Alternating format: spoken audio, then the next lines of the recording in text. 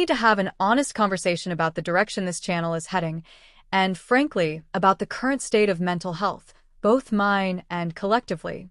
I just returned from the liquor store after buying every bottle of hard alcohol they had. Why? Because I genuinely feel like we, as a society, have hit a new low. It's hard to believe we're at this point, but here we are. And if you haven't been paying attention in the last 12 hours, let me catch you up. In a move that sounds like satire, the province of Nova Scotia has officially banned hiking. Yes, hiking. You're not allowed to walk through nature, go for a peaceful stroll, or engage in outdoor activity, even for your mental health, exercise, or general well-being. Why? Due to dry conditions, they claim it's necessary to mitigate the risk of wildfires. As unbelievable as it sounds, this is the new reality. Please bear with me as I share this, because censorship on platforms like YouTube is extremely aggressive right now. If you find value in this content, please support the channel by subscribing, liking, and leaving a comment.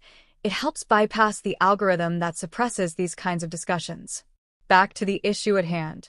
Nova Scotia introduced sweeping restrictions as of 4 p.m. on August 5th, and they're now enforcing a $25,000 fine for anyone caught walking in the woods or engaging in similar outdoor activities. The restrictions include hiking, camping outside official campgrounds, fishing, and even driving vehicles in forested areas. Only official campgrounds are allowed, and even those come with significant limitations. At the press conference, officials stated that they're taking these actions based on expert recommendations. Their reasoning? They want to get ahead of the problem and be proactive rather than reactive when it comes to wildfire prevention. Now, I understand the importance of protecting nature and preventing wildfires, but banning people from walking in the woods? Let's think about the language they used. The experts have advised. But who are these experts? Why are their names or departments not shared publicly for accountability? In matters where the government limits basic freedoms like movement, transparency should be a minimum requirement. I grew up in Calgary, near Fish Creek Park, where restrictions were placed during dry seasons. You couldn't smoke or light fires, reasonable steps that helped mitigate fire risks. But never in my lifetime did we see a total ban on simply being outside in nature. It's completely unprecedented. Let's examine this further. Why now? Why this level of control?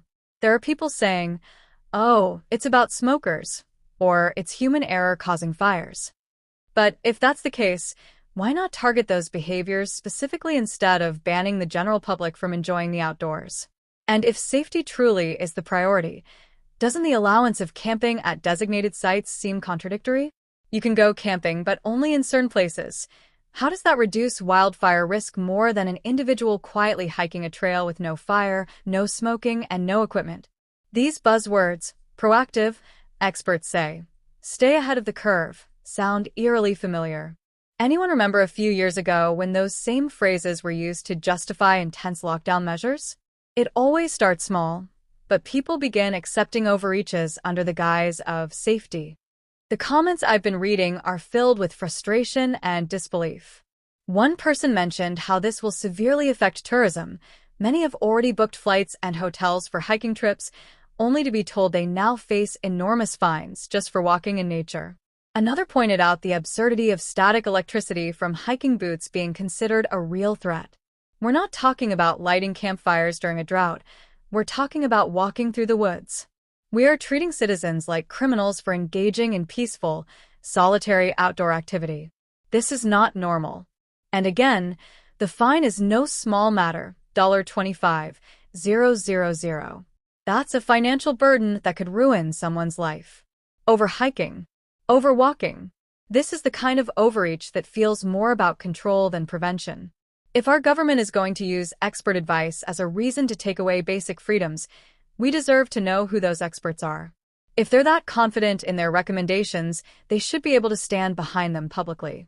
Otherwise, it becomes an anonymous scapegoat for justifying increasingly authoritarian policies. If these experts are so good at preventing wildfires, why are there still wildfires every year? Why haven't they solved the problem yet? Why haven't they been proactive in areas like Jasper or other parts of Canada that were known tinderboxes long before the fire season even started?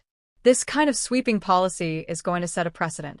It starts with Nova Scotia, but what's next? Bans on walking in parks across the country? No entry into any forest unless you're a government official? More restrictions every summer until the simple act of enjoying nature becomes something only accessible in a designated, monitored area? The normalization of these kinds of bans is dangerous. We need to push back, not violently but vocally through democratic means and collective action. We have to let our leaders know that we are not okay with this level of intrusion into our lives under the banner of climate action. Before wrapping up, I want to ask, have you ever heard of a hiking ban like this? Do you believe it's justified? Or do you think this is just the beginning of a broader trend toward tighter control over public spaces? Let me know in the comments. And to those still wondering, yes, I'm angry. Yes, I'm disheartened. And yes, I will be enjoying that liquor I bought earlier because sometimes it feels like the only way to cope with the absurdity we're facing.